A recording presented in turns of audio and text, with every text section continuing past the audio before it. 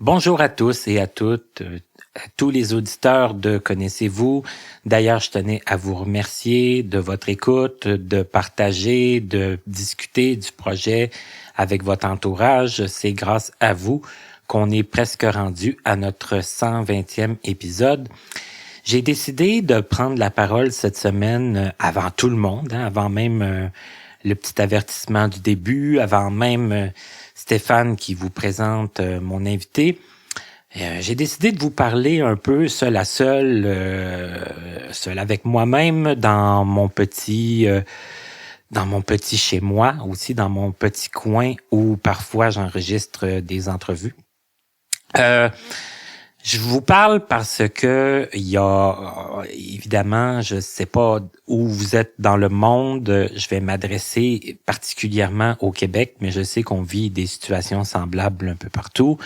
C'est la pandémie, c'est le coronavirus, le COVID-19, appelez-le comme vous voudrez. On est tous un peu confinés chez soi. Et j'ai reçu des commentaires. D'ailleurs, je vous en remercie. Il y a beaucoup de gens qui souhaitent que je sois protégé. Je vous en remercie. Et il y a des gens aussi qui me mentionnaient qu'ils espéraient que on utilise les masques pour faire les entrevues. Écoutez, je sais pas jusqu'à quel point c'était une blague ou un sérieux avertissement, mais c'est pour ça que j'ai décidé de venir vous parler aujourd'hui de choses dont souvent on ne parle pas dans les podcasts, parce que moi, quand je vous parle, je considère que vous m'écoutez le vendredi quand l'émission sort et que vous imaginez que je suis en train de vous parler en direct, mais vous comprendrez que on n'est pas en direct. Et puis, des fois, on enregistre et des fois, on coupe des petits bouts parce que les gens vont dire la semaine prochaine, on va être le 24. Puis, bon, je sais que l'émission passera pas le 24, donc forcément, ça fonctionne pas. Donc, il y a des bouts, des fois, qui sont coupés. Et tout cela pour vous dire que les émissions sont préenregistrées. Et les émissions que vous entendez en ce moment, elles ont été enregistrées au mois de décembre, au mois de janvier. Celle d'aujourd'hui que vous allez écouter quand je vais me taire, elle a été enregistrée au mois de février. Tout ça a été enregistré au Québec avant le début de la pandémie. Nous, ça a commencé là très sérieusement le 13 mars où on a fermé les écoles et tout et tout. Moi, j'ai fait mon dernier enregistrement le 10 mars. Et le 10 mars, j'ai enregistré un épisode qui devrait être diffusé au plus tard à la mi-mai. Et à la mi-mai, ça va être terminé, les enregistrements, si je ne peux pas en enregistrer d'autres d'ici là. Donc, je serai rendu là, à la deuxième émission du mois de mai. Et j'avais prévu en faire jusqu'au 22 mai. Mais possiblement que ça ne sera pas possible. Mais en tout cas, toutes les émissions que vous entendez jusqu'à maintenant ont été faites avant le début de la pandémie. Et ont été faites sans masque et pas toujours à une distance de 1 à 2 mètres entre nous. Et c'était pas la règle à ce moment-là, vous le comprendrez. Et ça se peut aussi que vous m'entendiez tousser des fois, mais ne vous inquiétez pas, je n'ai pas le coronavirus. Je suis en pleine forme. J'ai peut-être un peu exagéré à une époque où j'ai enregistré 5 émissions en 6 jours et il y a des fois que j'avais la gorge sèche à force de trop parler, mais c'est tout. Il n'y a pas de problème plus que ça. J'ai laissé intentionnellement des bouts d'entrevues où les gens faisaient mention de dates. Il y a un invité, entre autres, là, qui me parlait de son anniversaire. Là, je pense qu'elle est déjà passée, cette émission-là. Puis il y en a peut-être d'autres là, que je ne me souviens plus. On va parler à un moment donné avec une dame qui parle de sa participation à un conseil d'administration là, d'un organisme et qu'elle était comme un peu imprécise là, dans le temps qu'elle allait rester sur le CA parce que, je lui avais dit que l'émission passerait après l'Assemblée générale de cette entreprise-là. Mais finalement, l'Assemblée générale a été annulée à cause des circonstances que vous connaissez. Alors, c'est tout. Je vous laisse là-dessus. Je prends pas plus de temps parce que j'ai l'impression que vous avez quand même cliqué sur le lien de cette entrevue pour entendre mon invité d'aujourd'hui, qui est André-Luc Huneau. Et j'espère que vous allez apprécier cette entrevue-là, que vous appréciez les entrevues en général. Et n'hésitez pas à continuer à me faire des commentaires, des suggestions. Je suis en train de voir pour faire une autre saison à partir du mois de septembre. Ça sera peut-être pas exactement sous la même forme. Ce sera peut-être pas à chaque semaine, mais je ne crois pas que le projet Connaissez-vous va s'arrêter définitivement au mois de mai. Mais pour ça, j'ai besoin de vous encore. J'ai besoin que vous me communiquiez des noms et votre satisfaction. C'est ce qui compte le plus. Et aussi, si l'émission vous sert à quelque chose. Donc, je vous laisse là-dessus. Je vous laisse avec Joel qui va faire l'avertissement, Stéphane qui va vous annoncer l'émission et l'entrevue avec André-Luc Huneau. Alors, merci à tous de votre écoute. Bonne continuation et à la prochaine. Avertissement. Cette émission est le résultat de l'enregistrement d'une discussion semi-préparée n'ayant fait l'objet d'aucun montage et de très peu de coupures. Les opinions et commentaires émis par nos invités leur appartiennent et ne reflètent pas nécessairement la pensée des collaborateurs de Connaissez-vous. Nous préférons vous en avertir.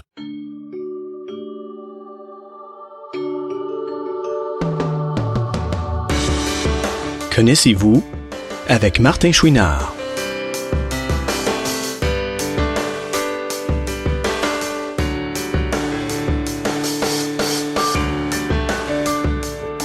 Cette semaine, Martin rencontre un jeune homme qui sait tirer profit des côtés positifs de la vie, André-Luc Huneau. Encore une fois, aujourd'hui, je vous présente un invité qui est quand même assez jeune et que j'ai connu, on va dire, par la bande des personnes non-voyantes. Et je pense qu'il a beaucoup de choses à raconter, c'est que moi, je ferai pas une trop grosse introduction. Je vais tout de suite vous le nommer, le saluer et il va vous parler. Il s'appelle André-Luc Huneau. Tout d'abord, bonjour André-Luc. Bonjour. Merci d'accepter de participer au projet parce que tu es un de plus que... Bon, je pense que t'en avais entendu parler, mais toi et moi, personnellement, on se connaissait pas avant qu'on se parle, dans le fond, pour planifier l'entrevue. Ben, premièrement, ça fait plaisir. Puis deuxièmement, oui, j'en avais entendu parler, puis j'avais entendu des bonnes choses sur vous, donc... Et tu peux me dire hein? Juste comme ça, là. Il y a pas de problème. Vous, c'est mon père. Puis même mon père, il dirait, laisse faire le vous, là. Je m'appelle Jean-Yves. Bon. C'est que voilà. Comme je fais avec chaque invité, j'aimerais ça en savoir, qu'on en sache un peu plus sur toi. Tout d'abord, est-ce que tu es à l'aise de dire un peu vers quelle année tu es né? Oui, dans le fond, je suis né en 1996, le 3 juin précisément. Quand même, hein? Ouais, juste avant l'été. Ben oui. Moi, quelqu'un qui haït l'été en plus. Ben oui, tu me disais ça, que t'aimais pas la chaleur. Ça fait que, ouais, moi je me souviens, le 3 juin 2019, on partait pour la France, puis il faisait pas chaud à Montréal. Ça que, au moins à ta fête, peut-être qu'on crève pas encore. L'année passée, l'affaire, c'est que on a passé de comme froid à chaud en quelques jours seulement. En très peu de temps. Oui, ça c'est vrai. Et tu es né où, toi? Moi, je suis né à Montréal. OK. Dans quel quartier? Saint-Michel. OK, d'accord. Et famille nombreuse ou? Ma famille est vraiment bizarre parce que du côté de mon père, je suis le plus jeune. Du côté de ma mère, je suis le plus vieux. OK. Des enfants. Famille reconstituée? Pas tout à fait. Okay. C'est que, en fait, mes parents se sont laissés quand j'avais 5 ans. Mais du côté de mon père, j'ai un frère qui est plus vieux que moi, puis tous mes cousins et cousines sont tous plus vieux. Du côté de ma mère, j'ai personne. J'ai enfant unique du côté de ma mère.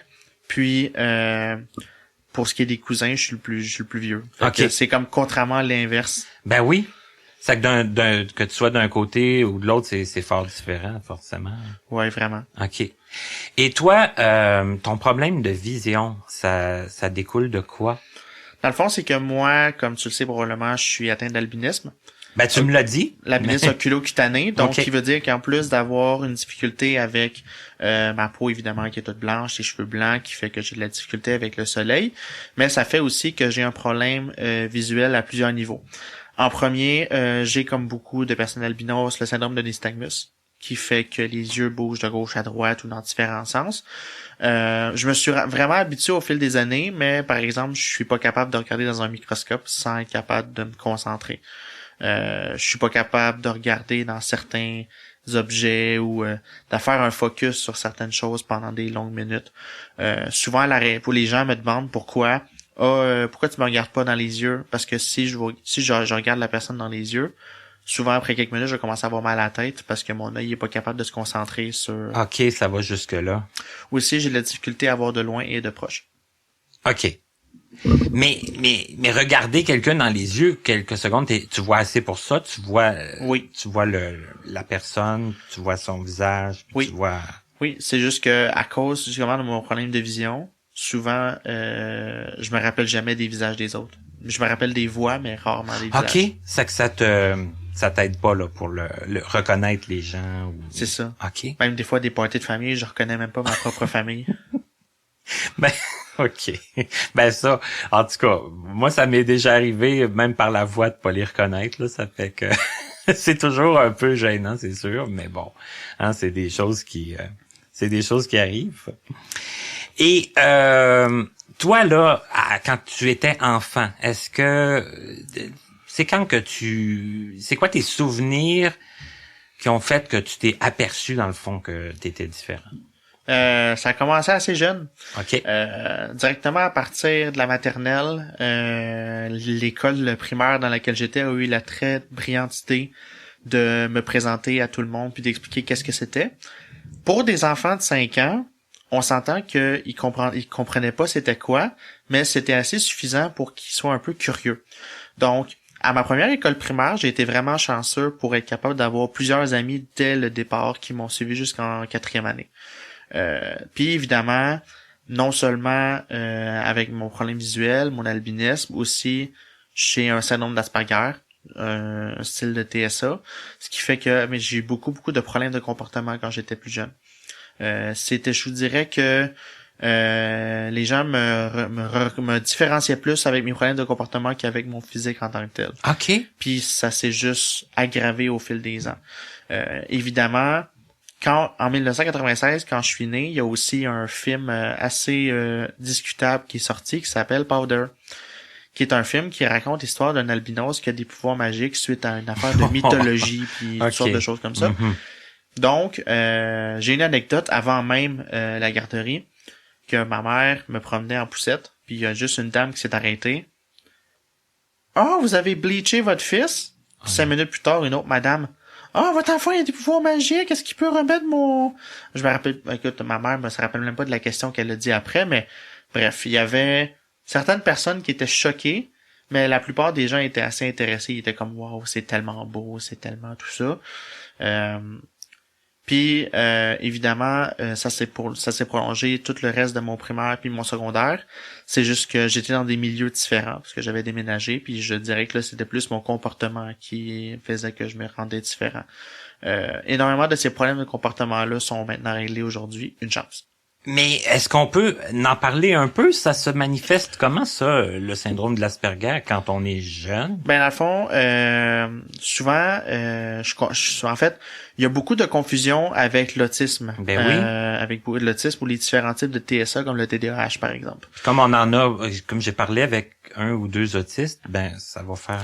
C'est que la différence entre un autiste et un Asperger, techniquement parlant, au niveau médical, les différences sont assez vagues. En pratique, souvent, un Asperger va pouvoir éprouver des émotions complexes qu'un autiste ne pourra pas. Donc, souvent, j'étais capable d'être très colérique ou très triste, mais un peu comme un enfant le serait à l'âge de 3 ans. Donc, des crises, j'en ai pété et beaucoup. Et souvent pour des niaiseries. Souvent vraiment, vraiment pour des choses que je regarde ça aujourd'hui puis je suis comme, ça donne absolument rien. Mais tu dis que ça c'est là maintenant t'as plus de problèmes comme avec ça, puis ça s'en va comme ça? Je dirais avec l'âge. OK. Je dirais que vraiment, à partir de secondaire 3, 4, je dirais que je me suis comme calmé naturellement parce que d'un certain côté, on prend de la maturité, on apprend à se contrôler un peu.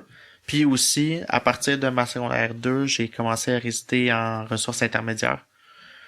Parce que ma mère avait de la difficulté. Puis vraiment, les trucs qui m'ont été donnés dans les 9 ans que je suis resté en ressources intermédiaires, ça m'a vraiment aidé. J'ai rencontré des intervenants qui sont absolument géniaux. Je pense à Vanessa et Lynn, entre autres, ou Stéphane et Céline. Je pense aussi à Mélissa, qui sont vraiment des personnes exceptionnelles qui m'ont aidé à progresser.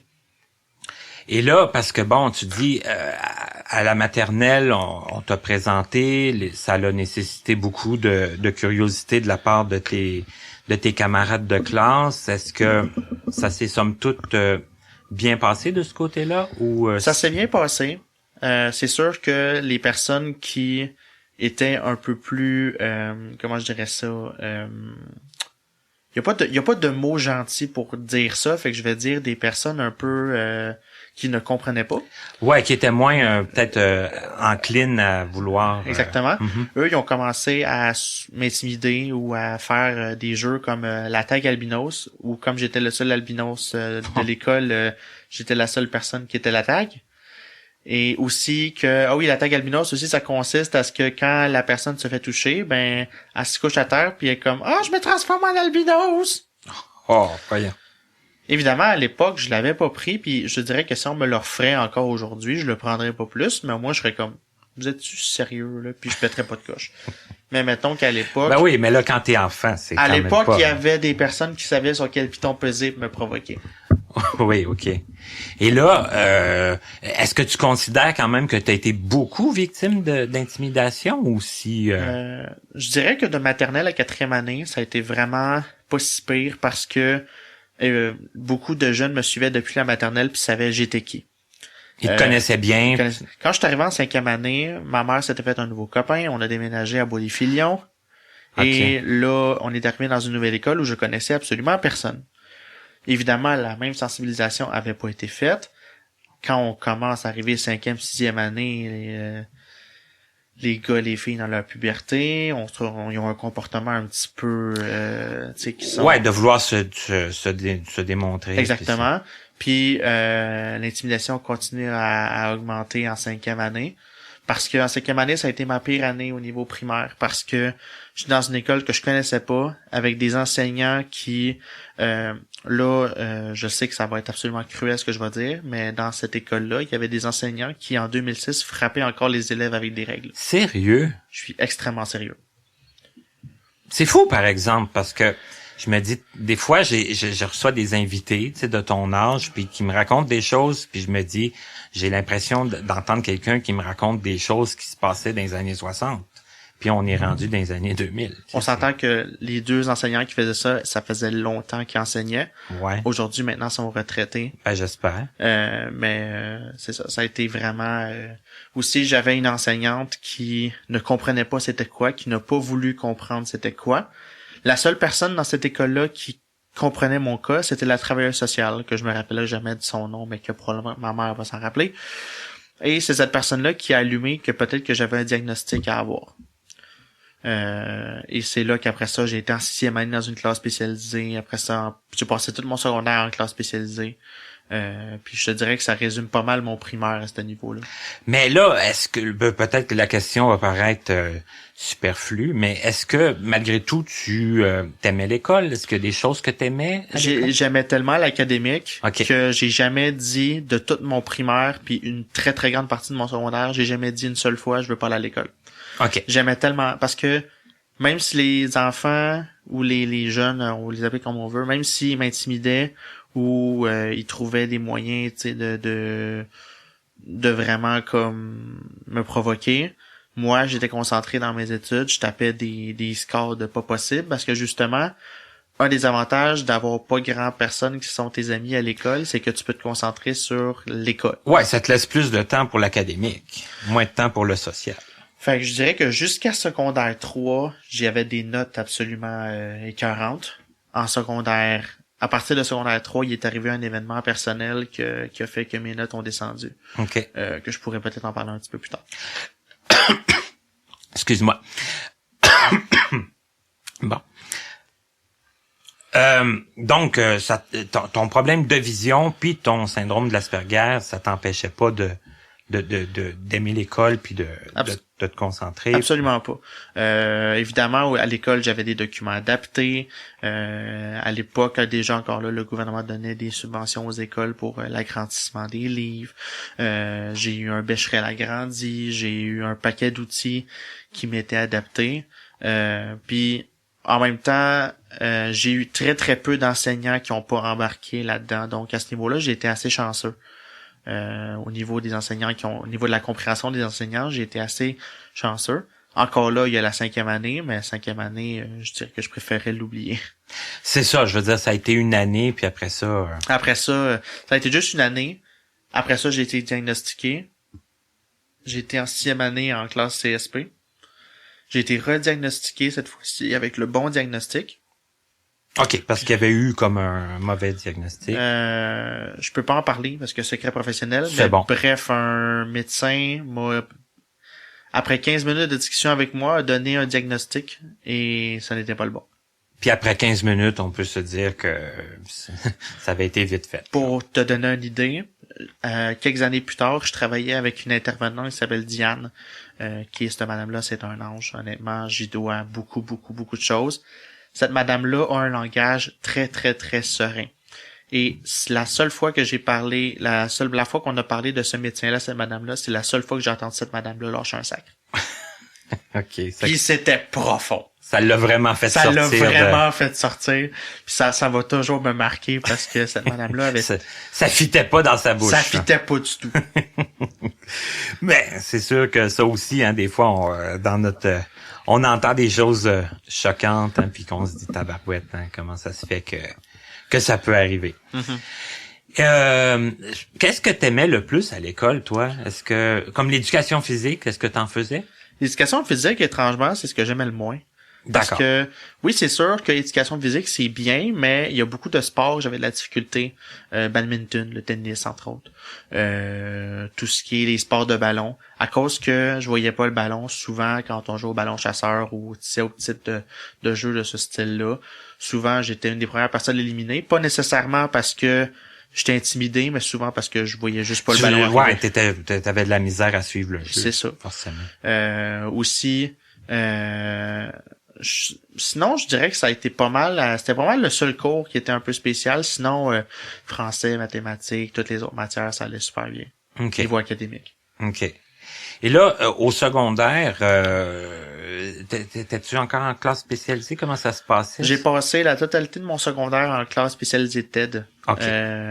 C'est des classes avec effectif vraiment réduit, c'est-à-dire que plutôt que d'être une classe de trentaine, on est 8, 9 ou maximum une dizaine. OK, des petits groupes. Ça rend des petits groupes, puis ça permet vraiment de se tisser des liens avec des personnes qui nous ressemblent. Puis c'est quelque chose que j'ai vraiment beaucoup apprécié. Donc, ce qui est arrivé, c'est qu'en secondaire 1, j'étais tout encore spécialisé. À part quelques problèmes de comportement au niveau académique, ça allait bien. Puis à partir de secondaire 2, j'ai commencé à être intégré dans des classes spécialisées. Je suis dans des classes régulières.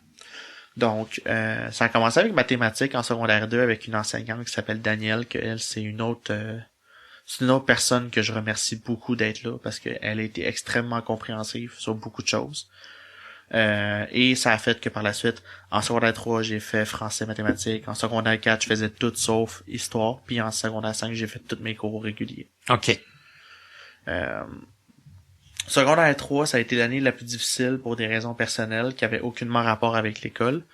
Puis c'est vraiment là que ça a commencé à aller un petit peu moins bien. Mais même à ça, j'ai réussi à terminer mon secondaire 5 puis à aller au cégep par après. Parce que les groupes étaient plus petits, mais l'enseignement, c'était les mêmes cours? C'était pas mal les mêmes cours. La différence, c'est que quand on est en classe TED, à part certains cours comme éducation physique ou les arts plastiques, le prof donne tous les cours, un peu comme au primaire. OK, vous changez pas de prof à chaque... Puis l'anglais. L'anglais, c'était un autre cours. OK. Que on changeait de prof, mais sinon, français, anglais, géo, histoire, on gardait toujours le même prof. Puis, ce qui était bien, surtout à partir de secondaire 2 et 3, c'était que dans certains cours comme histoire, je pouvais avancer à mon rythme. Donc, même si la classe était rendue à un certain niveau, moi, je peux dire, OK, j'ai fini, je peux continuer, faire l'examen avant les autres, puis continuer. Ah oui, OK. Puis ça s'est prolongé par la suite en secondaire 4. En secondaire 4, j'étais la seule personne qui avait histoire de tout le département des classes spécialisées. Donc la prof m'a fait venir à l'époque un livre qui était flambant neuf. Parce que les anciens livres d'histoire dataient de 2006, puis moi j'ai eu la chance d'avoir le manuel de 2012 qui était flambant neuf à l'époque, parce que j'étais le seul étudiant, puis la prof elle voulait un peu que j'aie la meilleure chose possible. Puis ça c'est le fun parce que j'ai fini l'année 3 mois avant la fin. Wow, OK, parce que c'est ça, t'as été à ton rythme, puis... C'est ça. Puis ça t'intéressait aussi, j'imagine? Je suis un très très grand fan d'histoire, Okay. surtout du Québec, de Montréal, surtout de Montréal. J'aime beaucoup entre autres les vieilles photos où on voit les constructions. Depuis ma jeunesse, j'ai toujours été intéressé par les infrastructures routières, les infrastructures de train, tout ça.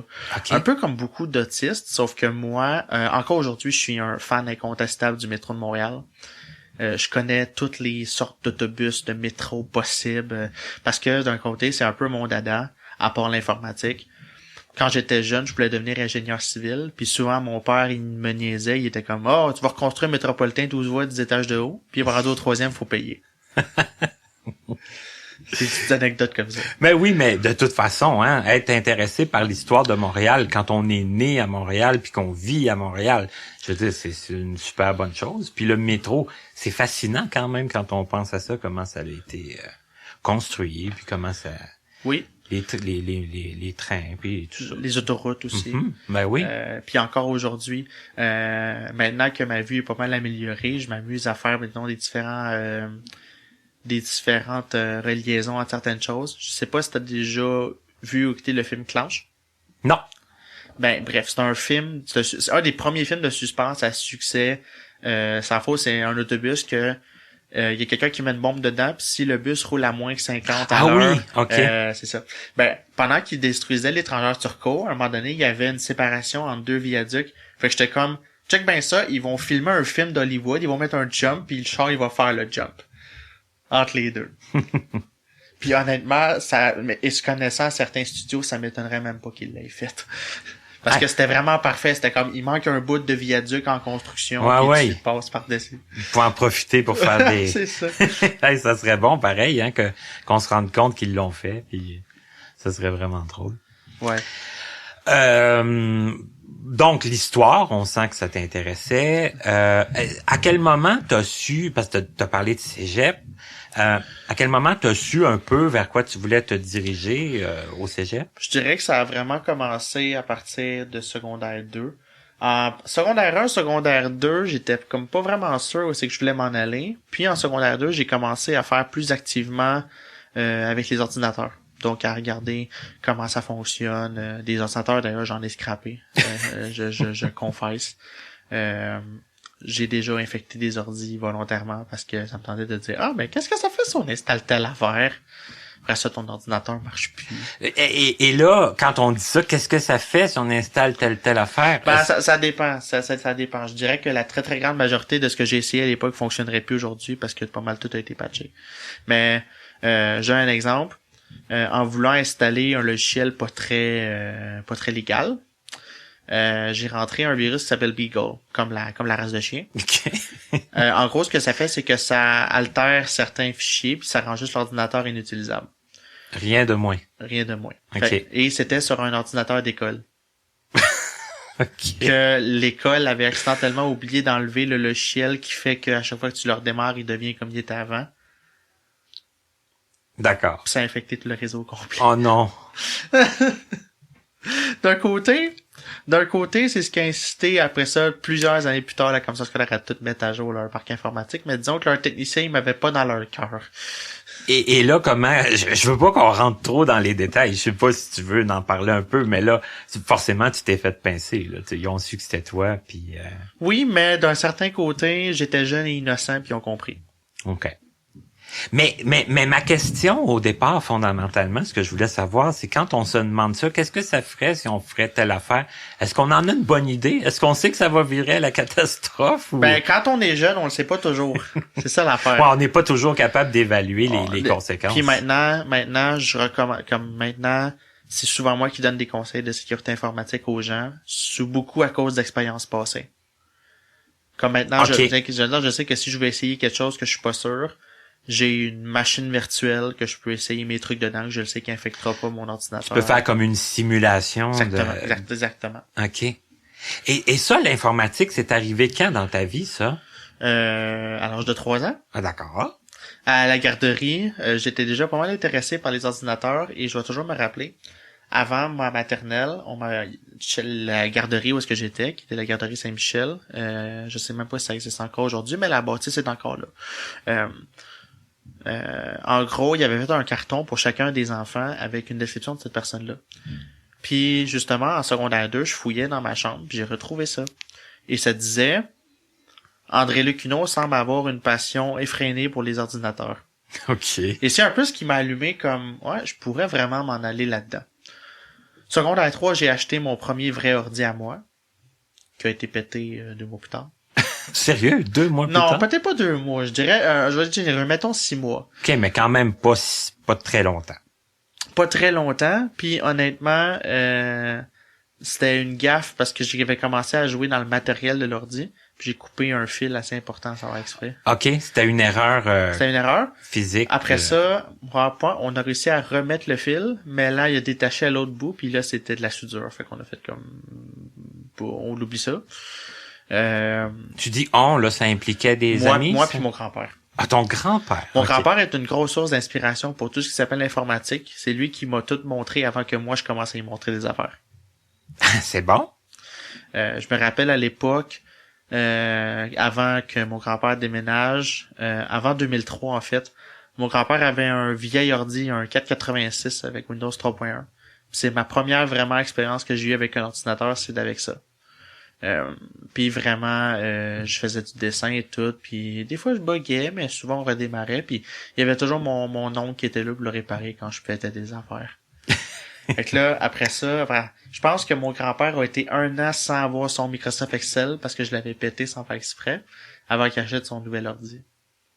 D'accord. Ça l'inquiétait pas trop de devoir jouer là-dedans puis de dire Au début, oui, parce que souvent, comme j'étais la cause de beaucoup de problèmes, souvent il était hésitant, mais maintenant, après de nombreuses années, maintenant, c'est plus, la confiance est revenue. ouais, j'imagine, parce que là, de ce que j'en sais, d'où ce que t'es rendu, tu me sembles une petite bolle de l'informatique. Là, c'était Et là, bon, c'est que là, secondaire 1, 2, là, tu commençais à penser, cégep, tout ça. Qu'est-ce qui s'est passé par la suite? Est-ce que...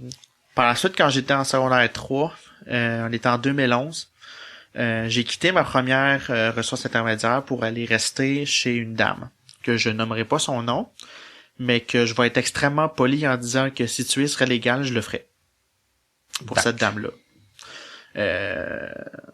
Bref, je suis juste être d'accord que je ferais jamais ça. Je veux juste être d'accord avec tout le monde, mais juste que vous compreniez un peu l'histoire là-dedans.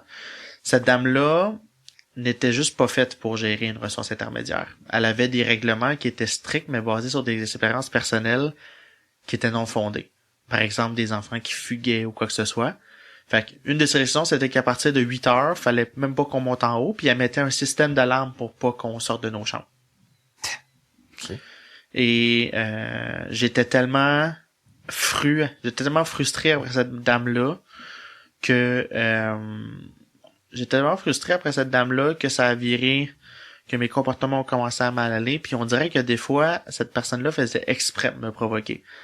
Puis c'est drôle parce que son mari était complètement à l'inverse. Son mari, je m'entendais super bien avec. Il était super gentil, il comprenait super ma situation. Même ses 2 filles, il y avait 2 filles qui restaient là. Puis il était super fin avec moi. C'est sûr que, tu sais, il y en a une qui avait 11 ans, l'autre avait 15. C'est sûr que, oui, c'était encore des adolescentes, mais je dirais que, tu sais, il était assez compréhensif. Puis après ça, la dame est venue engueuler ma mère. Puis ça, c'était le morceau qui a fait déborder le vase. Donc là, j'ai changé de famille d'accueil. Puis là, j'ai été resté... Elle a engueulé ta mère et là, suite à ça, ils ont décidé de... Dans le fond, c'est que ma mère a carrément dit, en fait, ton sac va-t'en. OK. Parce que là, c'était plus vivable. Puis je m'en allais vraiment nulle part. Ils m'ont trouvé finalement le CRDI à l'époque m'ont trouvé une place à Mirabel à l'autre bout du monde complètement. Qui était vraiment, c'est vraiment cette place-là qui m'a aidé à faire ce que la personne que je suis aujourd'hui. Donc de terminer mon secondaire, de corriger tous mes comportements d'enfant de 5 ans que j'avais encore à l'âge de 15 ans. De vraiment m'améliorer sur un paquet de choses. Ces 2 personnes-là, je les ai nommées au début, ils s'appellent Céline puis Stéphane. Sans ces 2 personnes-là, je serais probablement plus là aujourd'hui.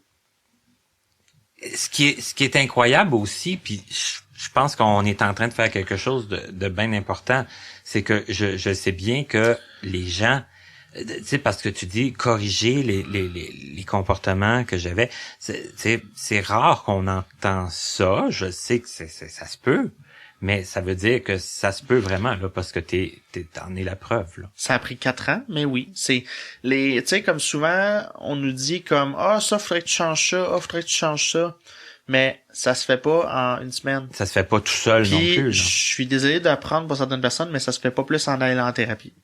Je suis d'expérience. Ça se fait avec beaucoup de travail mental, beaucoup de travail sur soi-même. Et c'est la seule et unique façon de s'en sortir. Puis je dirais que pour les gens, par exemple, qui sont accros à la cigarette ou à l'alcool ou à différentes drogues, c'est la seule façon vraiment de s'en sortir. Les thérapies, ça vous fera absolument rien. Dans mon expérience à moi, les thérapies, c'est carrément un mensonge en pleine face. Est-ce qu'on peut expliquer un peu comment on fait alors pour corriger? La seule façon, c'est vraiment d'avoir de la motivation, puis vraiment le mot clé, c'est motivation. C'est vraiment de réaliser les conséquences qui vont arriver si jamais on reste comme ça, que ce soit pour une addiction ou pour un comportement ou pour quelque chose qu'on a fait qu'il faut corriger, qu'il faut vraiment qu'on arrange. La seule façon vraiment de dire, c'est motivation. C'est qu'il faut que quelqu'un essaye vraiment de t'expliquer, puis il faut que tu prennes conscience de ce qui peut se passer, là, comme tu dis, si on change pas. Souvent, quand on est Asperger, le plus dur, c'est justement d'avoir la conscience des conséquences qui peuvent arriver ou qui sont déjà arrivées. C'est vraiment à cette place-là, avec ces 2 personnes-là, que ça a vraiment décliqué. Et c'est là que toi, t'as compris que ça valait la peine de travailler sur soi puis de... Parce que d'un certain côté, j'étais pas du tout apte à vivre en société à l'époque. Aïe, quand même. Tout le contraire d'aujourd'hui. Quand même. C'est quand même fort. Puis en raison des problèmes que j'avais eu avec l'autre dame, j'ai fait une dépression. Je filais vraiment pas, fait que mes notes ont commencé à descendre. Puis ça s'est seulement corrigé après le cégep. Presque 4 ans plus tard. Ça faisait tout ce temps-là, tu l'as vécu pas au meilleur de toi-même. Mais en même temps, c'est que ce moment-là de presque 4 ans où je filais pas, c'est la période de ma vie qui m'a fait réaliser tellement de choses que maintenant, ça fait que je suis la personne que je suis aujourd'hui. Parce que vraiment, en plus, avec le fait que j'ai échoué mon cégep pour différentes raisons, que ça aussi, je le raconterai pas parce que sinon, je vais avoir le goût de frapper quelqu'un. Mais que quelqu'un m'a volontairement fait couler mon cégep pour que je m'en aille parce que la personne ne m'aimait pas. Et cette personne-là travaille encore à ce cégep-là.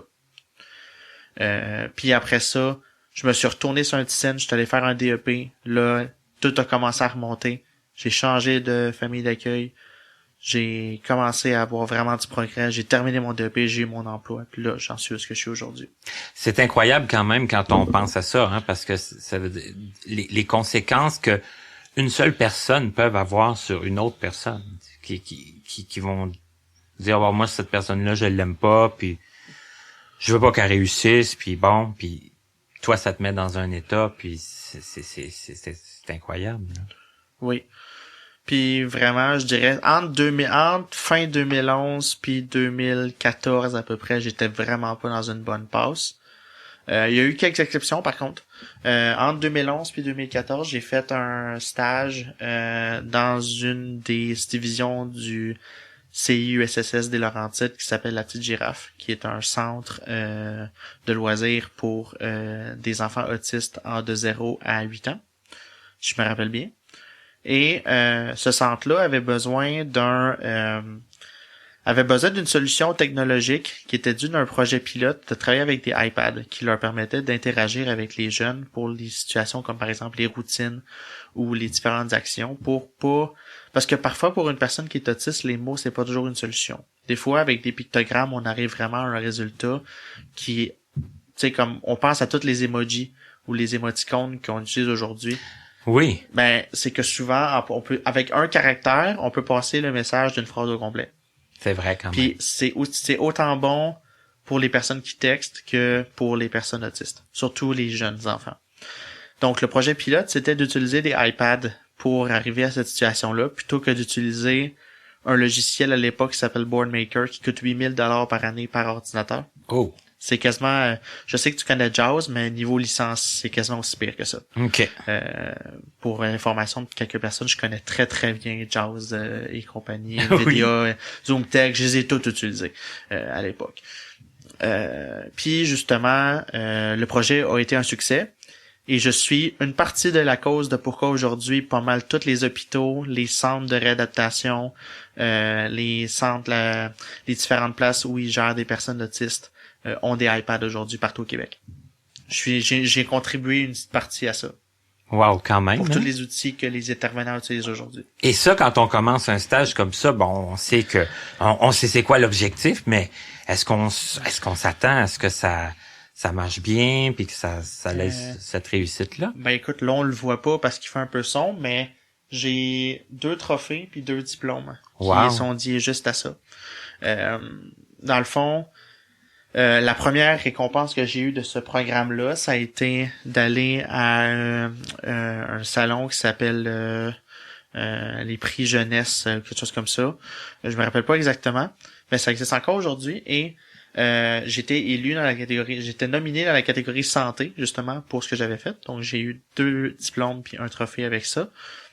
Et par la suite, ça m'a amené un paquet de portes. Par la suite, un des derniers projets de mon intervenant Diane, que j'ai parlé plus tôt, avant sa retraite, c'était qu'on aille à un congrès à Québec pour aller présenter le projet à des parents d'enfants autistes. Le projet a été un succès. On s'est rendu là-bas, on a été présenté. Aussi, dans mon école secondaire, vu que je prenais un petit peu plus conscience de qui j'étais, j'ai réussi en secondaire 5 à être sur le comité étudiant. Et sur le comité étudiant, on a fait voter un règlement de l'école pour que les étudiants qui entrent en secondaire 1 doivent obligatoirement avoir une présentation des classes spécialisées pour leur expliquer qu'est-ce que c'est afin d'éviter l'intimidation. OK. Ça aide à mieux comprendre la situation des autres. Exactement. Donc là, maintenant, à l'école secondaire Jean-Jacques Rousseau, à Boisbriand, à chaque fois que les étudiants en secondaire 1 arrivent, ils font un tour des classes spécialisées avec des enseignants et des intervenants qui leur expliquent qu'est-ce que c'est exactement, qui sont ces jeunes-là, que ce sont pas des personnes, ce sont des personnes comme vous, qui sont aussi normales que vous, c'est juste qu'ils ont des choses à travailler, tout comme vous. Ils ont des besoins différents. Exactement. Mm-hmm. Puis dans ce temps, je suis parti, mais de ce que j'ai entendu, on a noté une baisse de l'intimidation envers ces jeunes-là assez drastique depuis ce temps-là. Et quand j'étais à ce congrès-là, que j'ai été à Québec avec ma mère, Diane et moi, quand j'ai raconté ça, j'ai eu une ovation. Wow. Et les gens qui ils peuvent plus dire qu'ils sont pas au courant, qu'ils savent pas ça leur a pas été présenté. Je pense que une des choses que qui résume pas mal mon parcours scolaire de 2001 à 2016. C'est que d'un certain côté, il y a eu un effort social de l'ensemble de la communauté au Québec pour vraiment avoir une acceptabilité sociale des gens qui sont atypiques, autant psychologiquement que mentalement que physiquement. Je pense que c'est aussi valable pour les personnes qui ont été TSA que les personnes qui ont une déficience visuelle, que les personnes qui sont quadraplégiques et qui ont d'autres handicaps physiques assez graves ou moins graves. Je pense que dans les dernières années, il y a eu énormément de sensibilisation des différents organismes concernant ça. Puis je suis une des preuves physiques qu'il y a eu vraiment eu un résultat à ça. C'est ça, parce que des fois, on fait de la sensibilisation, mais on voit pas tout de suite le résultat. Tandis que toi, tu peux témoigner que le travail que les gens font, ça donne quelque chose. Aujourd'hui, je suis passé de quelques années, je me fais arrêter dans la rue puis je me fais quasiment intimider. Par qu'aujourd'hui, les gens m'arrêtent dans la rue. « Ah, vous êtes albinos, ouais, puis est-ce que vous avez les yeux rouges? » Non, puis tu sais, vraiment, qui sont intéressés à c'est quoi, puis vraiment, qui me posent des questions, puis qui me disent « Ah, ils sont bien beaux, vos cheveux. » C'est totalement différent de ce que j'avais quand j'étais plus jeune. C'est ça, c'est plus juste des choses négatives, là. C'est des choses... les gens t'arrêtent, puis ils vont te questionner, puis ils vont même dire que, bon, tu sais, c'est quand même pas si mal, puis c'est bien, puis c'est quand même plus positif qu'avant. Mm-hmm. OK. Après avoir parlé beaucoup de ton parcours scolaire, on va maintenant parler du côté professionnel parce que ça, maintenant, t'en es là. Puis je pense que c'est quand même assez... Ben, le travail, c'est toujours important, mais je pense qu'en plus, dans ton cas, c'est assez intéressant aussi. Oui. Alors, est-ce que ça a été compliqué pour toi de te trouver un emploi, dans le fond? Dans le fond, c'est que quand j'ai fait mon DEP, j'avais 2 stages organisés dans le programme. OK. Moi, j'ai fait dans le fond un DEP en soutien informatique, donc c'est tout ce qui touche à réparation d'ordi, gestion, fichiers Excel, Word, crédit PowerPoint. On voit un petit peu d'à peu près tout en informatique. On a vu du réseau, on a vu de la programmation. C'est assez large. C'est large. Okay. C'est large, mais moi, à chaque fois qu'on avait un cours, j'allais toujours plus loin que les autres. J'étais le premier de classe, puis ça a été vraiment la première fois dans ma vie où vraiment les gens voulaient venir travailler avec moi en équipe parce qu'ils savaient que j'étais meilleur que les autres. Que t'allais pousser, là, que t'allais pas juste faire le strict minimum, puis tout ça, là. Puis je pense que vraiment mon DEP, j'ai pas énormément d'anecdotes intéressantes, mais juste pour dire que mon DEP, ça a été vraiment une bonne expérience à ce niveau-là. Et au niveau de l'apprentissage. Oui, vraiment. OK. Puis mon deuxième stage, dans le fond, m'a amené à l'emploi où est-ce que je suis en ce moment. Moi, dans le fond, je travaille pour Solution 66, qui est une entreprise de services technologiques, des technologies de l'information. Donc, nous, on fait autant... Nous autres, c'est un peu comme mon DEP. On fait un petit peu de tout. On fait surtout de la programmation, site internet, des sites web, mais on fait aussi, on répare des ordinateurs, on fait de la gestion de réseau, on fait de la gestion de parc informatique, marketing, papeterie, réseaux sociaux. On touche un petit peu à pas mal de tout. Puis c'est vraiment ce que j'aime de l'emploi que j'ai depuis 2016 après mon DEP. C'est vraiment que on fait vraiment... J'ai pas une journée pareille. Oui, c'est sûr que j'ai un tableau de tâches à remplir puis que souvent les clients nous arrivent avec des tâches de dernière minute, mais d'un certain côté, je suis jamais déçu de mon emploi puis même si j'ai peut-être pas le salaire approprié pour l'emploi que j'ai en ce moment, je changerais pas d'emploi pour rien au monde en ce moment. De un, parce que j'ai pas d'autre chose, j'ai autre chose, j'ai pas juste ça à faire, puis deuxièmement, parce que j'ai des collègues de travail et un horaire de travail vraiment exceptionnel. Je travaille à Mascouche, donc c'est sûr qu'en restant à Montréal et en n'ayant pas d'auto, c'est un petit peu plus difficile. Ah, tu travailles à Mascouche? Je travaille à Mascouche, okay. Oui. En transport en commun avec un lift qui vient me chercher à Pointe-aux-Trembles puis qu'on va à Mascouche. OK. Même chose le soir. L'inverse le soir. Mais c'est ça que j'aime de vraiment mon emploi, c'est que j'ai pas une seule journée pareille. Une journée, je peux faire de la programmation. Une journée, je peux arranger des ordis. Une journée, j'ai fait créer des publicités Facebook pour un client. Une journée, je peux aller carrément faire un appel de service chez un client parce que son ordinateur marche pas. Une autre journée, je peux, par exemple, créer des dessins graphiques avec GIMP Photoshop pour un client. Une autre journée, c'est plus relax, fait qu'on fait un petit peu les tâches en suspens. Qu'on n'a jamais le temps de faire. Qu'on n'a jamais le temps de faire, exactement. Puis honnêtement, j'adore mes collègues de travail parce que c'est un peu un mélange d'une équipe de travail qui fait que ça travaille excessivement bien. Je les nommerai pas, mais d'un certain côté, on a mon patron qui est bon dans à peu près tout.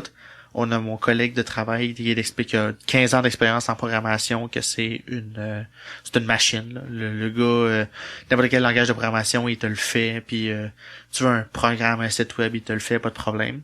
Il y a moi qui fais un peu de tout, un peu à l'image de mon patron. Il y a ma collègue, elle, c'est une experte au niveau formation, PowerPoint, support technique.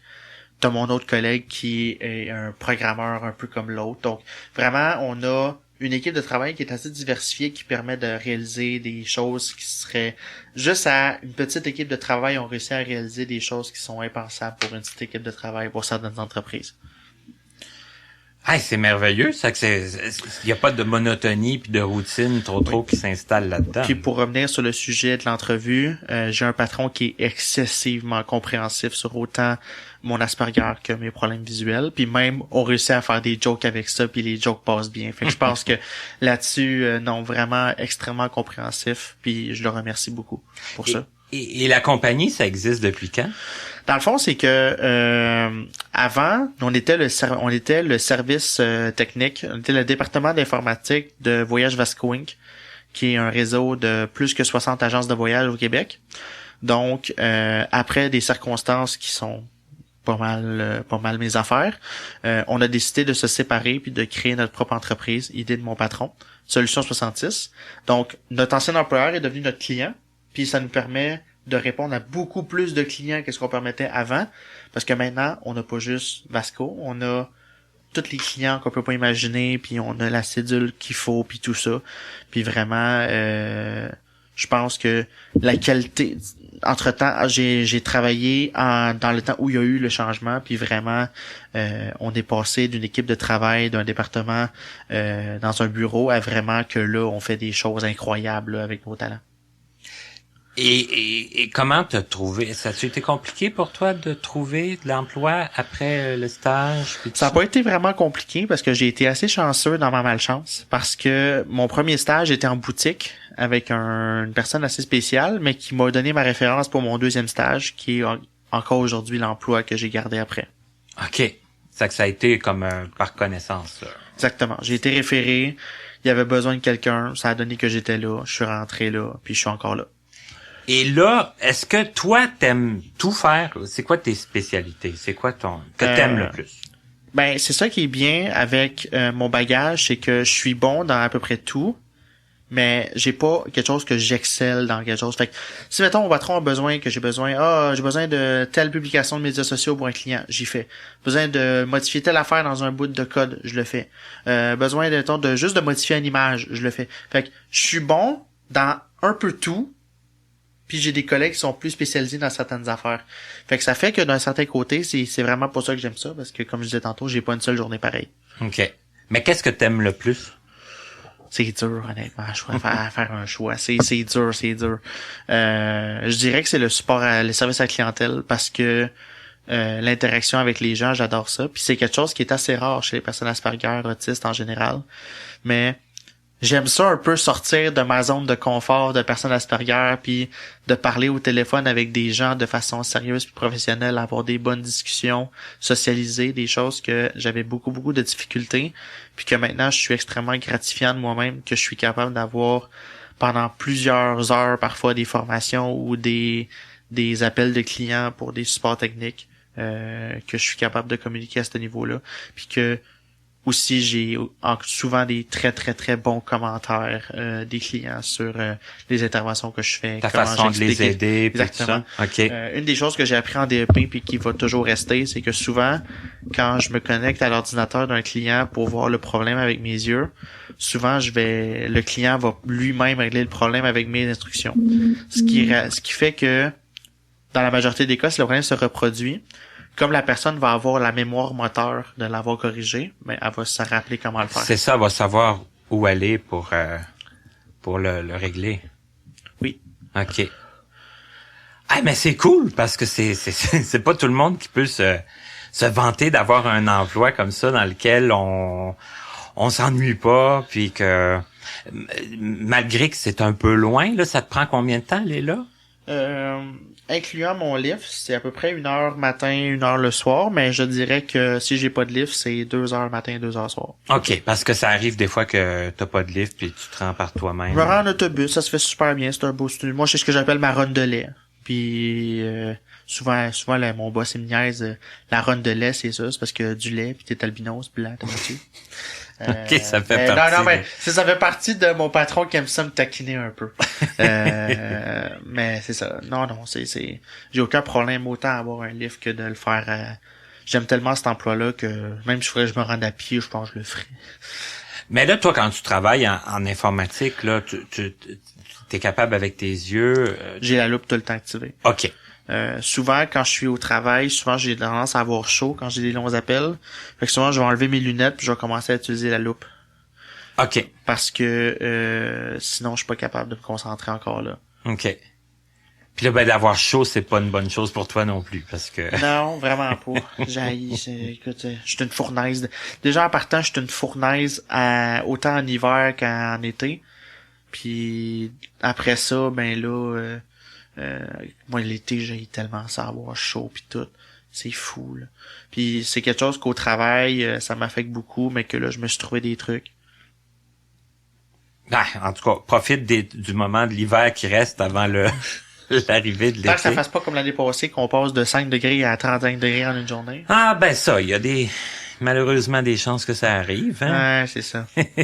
C'est comme là on a eu un mois de janvier vraiment chaud, puis là février ben là on gèle, fait que... C'est ça. Ben ouais, mais encore là, je trouve qu'il est moins pire que certains mois de février c'est vrai. Qu'on a eu. C'est vrai. Là, il y en a qui commençaient à s'énerver, là, qui disaient l'hiver est fini, mais là, en tout cas, l'hiver est pas fini. Peut-être au moment où ce que vous écoutez l'entrevue. L'hiver, il va être fini. Peut-être. Ou vraiment sur le point. On va vraiment. À la plage avec un mojito, avec les vagues. T'as-tu voyagé déjà un peu? J'ai jamais voyagé. Sûrement que tu iras pas ben dans un pays chaud. Hein? J'ai jamais voyagé de ma vie, à part aux États-Unis une seule fois. OK, d'accord. Puis sinon, j'ai fait mon premier plan de vie, c'est de visiter le Canada. Mais je suis vraiment pas un gars qui aime ça sortir de ma zone de confort, comme j'ai expliqué tantôt. OK. Je suis vraiment quelqu'un qui est à l'aise dans mes souliers, dans ma vieille paire de souliers. Puis en ce moment, j'ai tellement encore de choses à découvrir à Montréal que j'ai pas d'intérêt à aller voir à l'extérieur. T'es plus intéressé de découvrir ce que t'as à découvrir ici, puis peut-être d'élargir dans le Canada. J'aime tellement Montréal, c'est fou. J'ai l'impression que moi puis Montréal, on a une drôle de relation parce que j'aime... Tu sais, il y a beaucoup de gens qui haïssent Montréal, par exemple, pour la construction ou la gestion, quoi que ce soit. Mais moi, je trouve toujours quelque chose de positif. Regarde, la construction, c'est intéressant. Ça permet de voir qu'est-ce qu'ils vont construire après. Même mon petit côté d'ingénieur civil qui embarque à ce moment-là puis qui est tout énervé. Ou quand ils parlent, c'est quand ils ont changé les wagons du métro, puis là, les nouveaux wagons, puis là, on va essayer de découvrir là, quoi les petits recoins et puis tout là. Ça c'est moi, je suis un gars curieux de nature. Est-ce que, parce que toi t'as pas de voiture, Mm-hmm. Est-ce que c'est un gros drame ça? Est-ce que il y a quelque chose dans la vie qui s'appelle se débrouiller avec ce qu'on a. Ouais. Puis je suis excellent à faire ça. C'est bon, c'est excellent. Ça aussi, c'est un autre très beau message.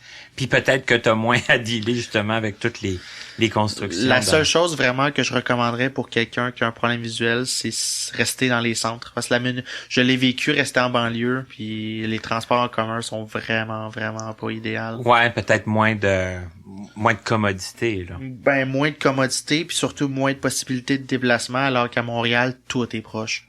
Même si vous êtes dans l'ouest de l'île, il y a sûrement un autobus pas loin qui peut vous amener à quelque part. Ou à Pointe-aux-Trembles dans l'est complètement. Laval, sinon, c'est pas mauvais. Surtout dans le sud de Laval, il y a beaucoup, beaucoup de transports en commun. Effectivement, ça fait que, ouais. Ça, c'est... Longueuil aussi, c'est pas mauvais, mais j'ai pas resté à Longueuil, j'ai pas d'expérience personnelle à ce niveau-là. Ah ben, moi, je reste à Longueuil, puis encore là, ça dépend où, hein, Mais bon, moi, en tout cas, où ce que je suis vraiment bien desservi, hein, ça fait que ça, c'est cool. Qu'est-ce qu'on pourrait dire? Tes loisirs, qu'est-ce que tu fais ben, je suis pas mal sûr à 99,999% qu'il y a beaucoup de tes loisirs qui touchent l'informatique. Ben, l'affaire, c'est que souvent, à cause de mon emploi, quand j'arrive à la job, ben, je suis tanné de faire de l'ordi. Fait que souvent, ce qui arrive, c'est que bon, je vais aller regarder mes vidéos YouTube, des gens que je suis sur YouTube. En ce moment, je suis parti sur Louis Rossmann, qui est un réparateur de MacBook dans la région de New York, mais que le gars, il a une personnalité que j'adore. Et c'est quelqu'un qui est vraiment cru, puis vraiment réel, puis quelqu'un qui va dire les vraies choses. Puis ça, c'est quelque chose que j'admire tellement, parce que je trouve qu'il y a tellement de trucs dans notre société qui sont des mensonges qu'on nous répète puis qu'on nous répète. Moi, souvent, je donne l'exemple du Père Noël, mais il y en a des plus graves que ça. On pensera à la corruption puis à la commission Charbonneau, il y a quelques années. Je pense que moi, c'est vraiment tout ce qui est politique. J'aime beaucoup la politique. Je me lancerai pas en politique, mais analyser tout ça, les différents enjeux de société.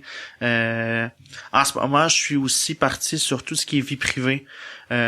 Souvent, si vous écoutez les médias, vous allez vous rendre compte que souvent on fait la référence aux GAFAM, aux grandes compagnies américaines qui sont Facebook, Google, Amazon et compagnie, qui prennent nos données personnelles puis qui les revendent.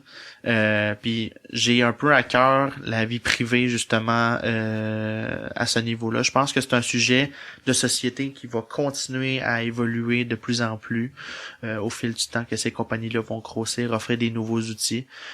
Puis je pense que pour un peu le niveau social, ça va être les années de 2000 à 2010, les enjeux étaient surtout environnementaux. Je pense que dans les années 2020 et plus, la vie privée va être un gros débat de société à ce niveau-là.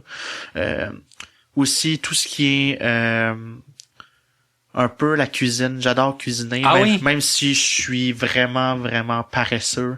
Puis souvent, je me fais un craft dinner parce que c'est tellement bon du craft dinner. J'aime tellement ça cuisiner, faire des recettes un peu fancy. Quand j'ai de l'énergie de le faire, là, puis quand j'ai l'énergie pour faire de la cuisine, l'argent pour acheter la bouffe, puis les différents outils que j'ai besoin, je peux réaliser beaucoup de choses vraiment très délicieuses. Comme quoi, par exemple? Qu'est-ce que t'aimes? Je fais la meilleure salade César en ville parce que je fais ma propre sauce. OK. Une des rares choses que la dame que j'aime pas, que j'ai parlé plus tôt, nous a montré, c'est à faire une sauce César maison, pis c'est tellement bon. Oui! Ça n'a absolument rien à voir avec la sauce qu'on achète à l'épicerie, c'est tellement meilleur. Puis, justement, je suis pas, oui, c'est sûr que les affaires préfaites pis tout ça, c'est le fun, les prêts à cuire, c'est le fun, mais il y a rien de bon comme tu cuisines de quoi. Ça marche. Puis, moi, je veux dire, avec ma vision, je connais des personnes qui ont une vision encore pire que moi puis qui réussissent à cuisiner aussi. Ah oui, j'en connais qui voient pas du tout. Je pense que ça doit pas être un obstacle. Il y a tellement d'outils aujourd'hui qui existent. Je pense au rond à induction, par exemple, où c'est techniquement impossible de se brûler parce que le rond est pas chaud. Je pense par exemple aux différents outils électroniques avec des vocales, par exemple les personnes aveugles avec les timers puis tout ça.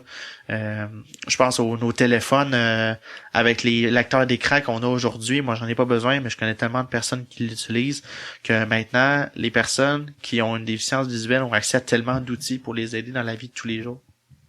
Effectivement, c'est pas ça qui manque. Puis en plus que moi, comme je suis un petit peu plus vieux que toi, je peux me le dire, j'en connais qui cuisinaient avant toutes ces inventions-là, mais ça nous facilite quand même la vie maintenant. Oui. Et puis, ça prouve aussi que c'est ça, des fois c'est la volonté ou la paresse qui nous manque un peu des fois. Ou juste l'énergie, parce que soit on arrive du bureau, puis je pense que c'est le problème pour les personnes typiques. On arrive du bureau à 6 heures, on est fatigué, pas le goût de cuisiner, il faut préparer la cuisine. Si on a oublié de dégeler la viande, too bad, faut la faire défroster, ça prend une demi-heure après ça. Si on cuisine trop longtemps, on mange tard, puis c'est ça. c'est comment. Surtout dans mon cas où j'arrive qu'à 6h15, 6h30 à la maison après le travail, je finis à 5h. Mm-hmm. C'est sûr que c'est plus difficile. C'est moins intéressant de tomber dans les chaudrons puis dans les Quelque chose d'autre que j'aime beaucoup aussi, mais que j'ai beaucoup moins de temps pour ça, c'est tout ce qui est l'automobile, les autos, les différentes routes, des jeux vidéo de course que j'aime beaucoup. Je suis pas un méga fan de jeux vidéo à part les jeux de course, puis même là, j'ai quasiment jamais le temps de jouer. Puis je vais être honnête, je pense que c'est même pas mon problème de vision, mais souvent je dis qu'à des jeux des jeux de papa ou des jeux de fusil, moi je suis comme un Stormtrooper dans Star Wars, je suis pas visé. OK. Parce que c'est pas que je vois pas les ennemis, c'est juste que ça m'intéresse pas. Je trouve que c'est pas le fait que je trouve ça violent ou quoi que ce soit, j'ai juste comme aucun intérêt. Tout simplement. Sinon, j'aime bien tout ce qui est Mario, Sonic, parce que c'est le fun. Puis, fait intéressant, je connais quelqu'un qui a terminé le jeu Sonic the Hedgehog 2 et c'est une personne aveugle. Ah oui. Elle l'a fait en aveugle, elle a terminé le jeu. Aïe aïe. Ouais. Pas du premier coup, elle faisait des sauvegardes puis elle continuait, mais quand même. C'est fou comment après des tests puis vraiment se rappeler avec des indices audio puis tout ça que tu peux terminer un jeu comme ça à l'aveugle. Hey, quand même, c'est quelque chose, là. Oui. Hey, fait que, au final, il te reste plus grand temps libre, il te reste plus grand temps de t'ennuyer. J'ai compris un peu entre les lignes que t'as quand même des amis, t'as des amis du monde des non-voyants puis d'autres qui sont pas non-voyants aussi. Oui. Puis vous avez le temps de faire des sorties, de faire des activités, de faire... C'est pas mal plus les fins de semaine, mais oui. À Montréal. À Montréal. Et en même temps, j'essaie en ce moment d'agrandir mon cercle d'amis avec des personnes plus typiques. Parce que justement, en ce moment, je recherche vraiment à faire des nouvelles connaissances. Je pense que je suis rendu à un point dans ma vie où je veux rencontrer des nouvelles personnes, raconter qui je suis, puis vraiment trouver des gens qui me jugeront pas. Parce que c'est dur. C'est encore aujourd'hui, c'est dur de trouver des gens qui vont nous accepter tel qu'on est. Puis j'ai des amis qui ont trouvé des personnes qui sont comme ça. Moi, j'ai une amie qui s'appelle Nathalie qui me comprend comme personne d'autre me comprend. Même ma mère me comprend pas comme ça des fois. OK, maman, je t'aime. Parce que je sais que tu vas écouter ça. Mais c'est pas une insulte, OK? Mais non, ça c'est une autre affaire. Ma mère, c'est quelqu'un qui est très, très, très présent dans ma vie. D'un côté, j'ai une relation assez spéciale avec ma mère parce que même si j'étais en ressources, en famille d'accueil, j'ai jamais coupé les ponts avec ma mère, puis c'est quelqu'un d'extrêmement important dans ma vie, qui m'a vraiment aidé à progresser puis tout ça. Puis je pense que non seulement notre mère, notre père, mais toute notre famille doit être aussi derrière nous. Parce que si nos amis nous acceptent, mais que notre famille nous accepte pas comme on est, c'est carrément une autre paire de manches. Faut que on ait des amis qui nous acceptent puis que notre famille nous accepte. Puis si on n'a pas d'amis qui nous acceptent, si notre famille nous accepte pas, on a des raisons d'être malheureux. Puis je connais des amis que leur famille les apprécie pas vraiment à cause qu'ils sont différents. Je nommerai pas de nom, mais j'en ai deux en tête en ce moment. Et tu sais que j'ai un peu commencé le projet Connaissez-vous en pensant à des gens des fois qui étaient peut-être pas appréciés de leur famille, mais peut-être trop surprotégés, peut-être un peu trop encabanés. J'ai voulu avec le projet peut-être donner à ces gens-là en tout cas l'idée que ça se faisait de sortir de chez soi, de sortir de sa chambre, de son sous-sol, puis de faire des activités à notre rythme. C'est pas obligé d'aller traverser le métropolitain là. Non, c'est ça. Mais je pense que autant les différents organismes à Montréal, que ce soit la Fondation des aveugles du Québec, que d'autres organisations, Société québécoise de l'autisme, entre autres, qui organisent des événements un peu partout. Moi, j'ai participé pendant 13 ans de temps aux activités de ski de la Fondation des aveugles du Québec, qui m'a permis de connaître la très très grande majorité des amis que je connais aujourd'hui, qui m'a permis probablement qu'on se voit aujourd'hui, parce que sinon tu m'aurais pas connu. Puis je pense que oui, c'est sûr que là, j'ai quitté la Fondation des aveugles, mais tout simplement parce que j'avais accompli mon but. Voilà. Mais ça t'a apporté quand même des choses. Ça m'a apporté énormément de choses, puis je pense vraiment que des activités comme ça, malgré le coût monétaire que ça implique, je pense que ça peut être une excellente façon de se faire des amis, puis j'en suis la preuve vivante. Mais ce que tu dis, c'est que tu veux agrandir ton cercle d'amis, puis on est conscient que il faut des fois peut-être travailler un peu plus fort. Faut travailler un peu plus fort. Faut se présenter comme il faut. Il faut faire des efforts, c'est sûr. Je pense que d'un certain côté, les meilleures personnes sont les personnes qui vont nous accepter comme qu'on est. Mais oui, je suis d'accord avec toi qu'il faut garder un minimum de standards. Mais moi, je suis quelqu'un en même temps qui, de nature, est le genre de personne qui repousse les différents les différents stéréotypes de société. Puis je pense que c'est justement dû un peu à ma nature d'être différent. J'ai extrêmement, par exemple, de difficultés avec les gens qui se ressemblent tous. Les gens qui pensent toutes les mêmes choses ou qui sont à des cultures populaires qui, selon moi, font aucun sens. Puis c'est peut-être un peu pour ça aussi que je suis allergique aux fausses nouvelles. Puis que quand je vois TVA Nouvelles qui annonce des choses que t'es comme OK, mais vous avez pas à passer une heure et demie à parler juste de ça pendant que votre compétiteur a fait un reportage de 10 minutes là-dessus. D'ailleurs, anecdote comme ça, je suis quelqu'un qui a un humour assez noir parce que j'ai appris il y a quelques années à ridiculiser de moi-même, puis finalement ça m'a appris un peu à rire des autres. Il y a certaines choses que c'est sûr que c'est pas vraiment apte en public à être présenté, mais que je ris intérieurement. Puis je pense qu'une anecdote que j'ai d'une ordre d'humour que je trouve bien drôle, c'est Infoman, qui est l'émission de TV à Radio-Canada. Oui, de Jean-René Dufort. Ouais. Ils ont réussi à attraper sur TVA une erreur du titreur. Ils trouvent ça des erreurs avec le titreur qui font les nouvelles. Le titre principal disait, il parlait de la famille royale, donc qui vient de s'établir au Canada. Sauf que le sous-titre en dessous, il avait oublié de le changer. C'était marqué aide médicale à mourir. Oh shit. C'est pas tout à fait le même. Puis ça, c'est le genre d'humour que je suis comme, c'est méchant, mais c'est légal en même temps.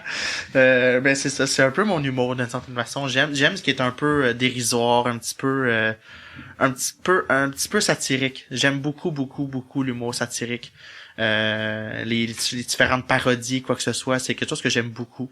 Je pense que la musique, c'est quelque chose qui nous aide vraiment à nous reconnaître. Puis pour une personne qui a une déficience visuelle, la musique, ça peut être une excellente façon de s'exprimer. Puis c'est un peu comme ça aussi que j'ai réussi à me faire certains amis, parce que j'avais des goûts musicaux qui se ressemblaient, ou juste parce que je fais jouer un morceau dans un party, puis ils disent « Ah, c'est bon ce morceau-là, c'est quoi ça? Où c'est que t'as appris ça? On devrait avoir un show ensemble. » Ça peut amener à des connexions, ou ça peut amener, comme j'ai été voir des shows d'humour avec des amis, quoi que ce soit. Il y a tellement de choses à faire à Montréal. Si on sait où chercher, on a un peu d'argent de poche d'économiser, puis avec des bonnes personnes pour y aller, je pense que à Montréal, on peut faire une activité différente à tous les jours sans s'ennuyer. Puis la musique, pour peut-être finir là-dessus, c'est universel. Hein, c'est universel. Bon, il y a des chansons meilleures que d'autres. Oui, on va pas se cacher. Mais c'est ça. C'est juste... Reste qu'au départ, hein, ça peut, comme tu dis, créer des liens, susciter des intérêts, une curiosité, puis se ramasser à aller voir des shows avec des gens qu'on connaissait pas exactement 5 minutes avant. Tout comme moi, je te connaissais pas avant de prendre connaissance avec toi il y a pas longtemps. T'es très réseaux sociaux, je pense. Tu réponds assez vite. Ça va un peu avec mon emploi. Avant oui. de travailler pour l'emploi que je suis en ce moment, j'étais vraiment pas un gars de médias sociaux, sauf que maintenant, je suis comme embarqué là-dedans plein pin. C'est juste que, comme dans n'importe quoi, la modération a bien meilleur goût, puis il faut aussi faire attention à ce qu'on voit sur les médias sociaux. Moi, je vais en profiter pour passer un message, là. Il y a peut-être 52 personnes via les réseaux sociaux à qui j'ai communiqué qui n'ont pas daigné me répondre un oui ou un non pour participer à Connaissez-vous. Ça fait que des fois, juste dire oui ou non, hein, on peut après ça cocher la case sur la liste. Et André-Luc, lui, il m'a répondu, je pense, dans les 10 minutes. Hein, ça fait que... Puis il m'a répondu positivement en plus, ce qui a fait en sorte que vous avez l'entrevue d'aujourd'hui. Alors, André-Luc, je sais pas si tu as quelque chose à ajouter ou si on a pas mal fait... On a pas mal fait le tour, je pense. Pas mal fait le tour. Mais moi, je pense, en tout cas, qu'encore une fois, aujourd'hui, on a touché à des choses bien importantes. On est allé dans des endroits qu'on va moins. On a parlé beaucoup de différences. C'est sûr qu'en étant non-voyant, on est à quelque part différent, puis il faut vivre avec cette différence-là. Mais je pense que moi, en tout cas, ce qui m'a beaucoup inspiré aujourd'hui, parce que moi, j'aime beaucoup la défense des droits, j'aime beaucoup faire de la sensibilisation, tout ça. Et j'ai eu un début de réponse aujourd'hui comme quoi ce qu'on fait ça peut avoir un impact positif, puis que c'est important d'en faire, même si des fois on trouve que ça avance pas assez vite à notre goût. Mais ça avance, ça rentre dans la tête des gens, ça fait son chemin, comme on dit. Alors voilà, moi je pense que ça a été une très bonne entrevue, très instructive et qui va faire son chemin, elle aussi. Alors, un gros merci à toi, André-Luc. Ça fait plaisir. Merci à vous tous de nous suivre, de nous écouter, de partager, puis on continue à vous faire découvrir des gens.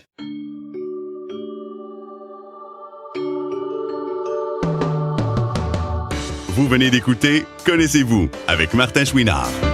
Présentateur, Stéphane Pilon en collaboration avec Papillon Sonic. Voix du générique, Joel Pucci.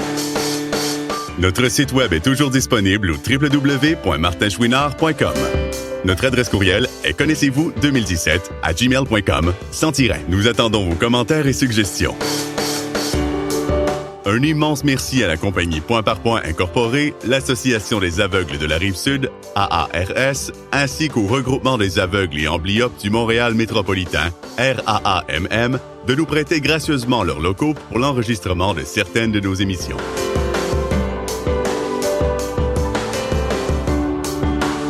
À notre prochaine émission, une dame que nous pourrions écouter parler pendant des heures autant à cause de son expérience que pour sa sagesse. Madame Nicole Trudeau à notre rendez-vous du 3 avril.